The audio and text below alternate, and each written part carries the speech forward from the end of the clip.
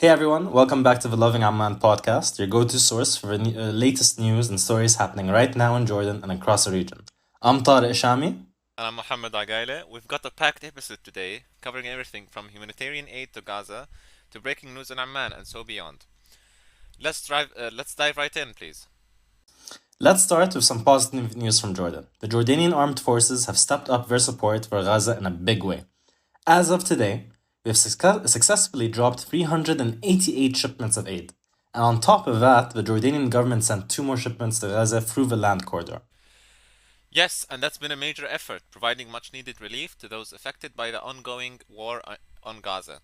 Jordan has been one of the only or one of the main countries to really show its commitment to supporting the Palestinian people during these challenging times. Absolutely, and these efforts are critical. With Gaza facing shortages of food, medical supplies, and essentials, every bit of aid makes a difference. It's great to see this level of support from our country, especially in even with the things happening in Lebanon, we haven't forgotten about Gaza, we haven't forgotten about Palestine, and we're still sending aid every single month. 100%. Now switching gears to politics, this past Friday we heard very strong words from our Foreign Minister Ayman al-Safadi. While speaking to the Israeli ambassador, Safadi did not hold back one bit. He said, and I quote, "Ask any Israeli official what is their plan for peace, and you will get nothing." This video went quite viral, and it's a bold statement. He said that Jordan will make sure that the security concerns of Israel will be handled by us. The only thing we ask for is that there's going to be an independent Palestinian state and they stop bombing every country around them.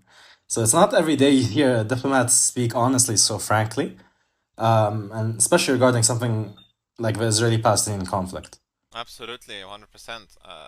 And it shows like the increasing frustration within our country, within Jordan, regarding the lack of progress towards peace that Israel is showing. Like this country is like they're just outlaws at this point. They just don't care about anything but themselves, and I think they're doing whatever they want to do, ignoring international law and ignoring basically everyone and everything.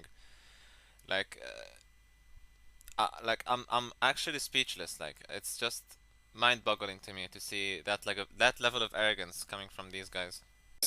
Of course, and look, it's going to be interesting how to see how this plays out, and whether we hear any kind of response from Israeli officials. Because this is one of the rare times I think, a Jordanian or Arab official has came out representing something like 86 Arab nations, saying like, hey, we are ready to secure Israeli security rights. We just want one, two, three. So this certainly adds a new layer to the ongoing discussion about peace in the region. Now on to some breaking news that just happened 2 days ago. I'm sure everyone's seen it. The Iranian rockets coming or seen over Amman. It was like a sight to be seen, and we even like there have been reports of some rockets being blocked and coming down on us. Yeah, I actually we were one of the first people to break the story. It happened Yeah. around 7:42. I remember because I was out on my veranda when it was happening and taking videos of it. It's actually the videos that I took from my veranda that we went online with. So the Iranian rockets were falling down or going over the skies of Oman around 7:42. Around 7:49 was our first post about it. So I think we were one of the first people to report on it. And one of the funniest, I don't want to say funny because it's a serious thing, and even my little sister got really scared. But I remember as we were scared, just our neighbors were playing like just music. Like they were having their own little party, and then we just kept seeing on social media. I'm not sure if you saw this too, of people basically just like basically having a party. Like we're just happy that this is happening. Yeah, I think they're happy because not making light of the situation, but because it's raining down on basically our enemies. So like the people who are crushing Gaza to pieces and Lebanon at the same time. So I think that's why like people were filled with some sort of pride and enjoyment a little bit. Yeah, we saw. Okay, so one came down in Salt, one came down next to the airport road. في Sahab, I think also it broke down there. I remember a video in Salt where like there was just a lot of people like they jumped up on the rocket and started doing a dabke. which is a very interesting way to react to missiles falling down. Yeah, definitely, it's definitely a sight to be seen. Oh, definitely. Um, and I remember in the video, I at a certain point at the end of the video, I started laughing because my dad's like, "Oh, watch out if a missile falls on us." And I looked at him and I'm like, "Baba, like, what are we going to do if a missile falls on us? Like, there's nothing you can." Yeah, nothing. I don't think there's anything that you can do. Yeah, so I started laughing, but like, I think the level of trauma and the level of like anxiety that Jordanians feel has transformed into this like nihilistic, oh, let's just like laugh about everything. Yeah, it's a bit sad to a certain extent, but it is what it is. Now let's move on to the final news that we have today. There's been a troubling incident in Amman. A Jordanian man who had just been let go from his job opened fire at a factory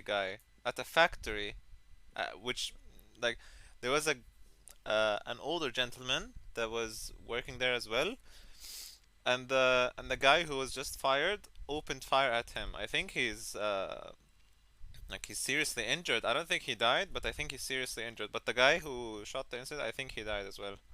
Yeah, this story had like we weren't sure about the facts because it was very like first of all, the person who did the shooting went on the run, so it was a little bit chaotic.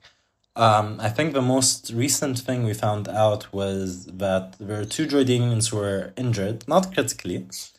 There was one old Englishman, like something like he was 68 years old. He was critically injured, sadly, and someone from Slavic descent. So and that could be like Russia, that could be like anywhere close to that region. And the identity of a guy, I think all we know is that he was fired from his job and pissed off. And why did he do it? We're not sure. So yeah, there's this is that's really it's honestly it's really unsettling, especially since incidents like this are quite rare in Jordan. But yeah, it just seems to be a case of workplace violence, and I can only hope that those injured really recover quickly. Yeah, 100%. I agree. Like, we rarely, like, I think it's a very, very, very low percentage here in Jordan where we see stuff like this happening, or any crimes in general. Like, we're definitely one of the safest countries in the, like, we're up there, I'm pretty sure. But yeah, it's just a reminder of how, like, tensions can like do what tensions can do to people, and like how can they boil over uh, in the workplace, especially in difficult circumstances like what we're facing today. We'll definitely keep an eye out on this story as it unfolds. So make sure you keep an eye out on our social media platforms. Absolutely, absolutely. Especially with Gaza, especially with rockets over our head, especially with Lebanon, especially with everything. I understand why. Now, of course, it's wrong what he did, but I understand the anxiety that might have led to the breakdown of just common sense, and let's start going to a factory and start shooting. Yep. But that's a wrap for today's episode of the Loving Amman podcast. We talked about humanitarian aid to Gaza, to political developments, and breaking news here in Jordan. So we covered a lot of ground. Yep, and as always, thank you so much for tuning in. Don't forget to subscribe and follow us on all our social media platforms for more updates and stories from around the kingdom and the region as well. Until next time, stay safe and stay informed. Thank you for tuning in into the Loving Amman podcast as part of the Augustus Media Podcast Network. Please hit that subscribe button wherever you get your podcasts from.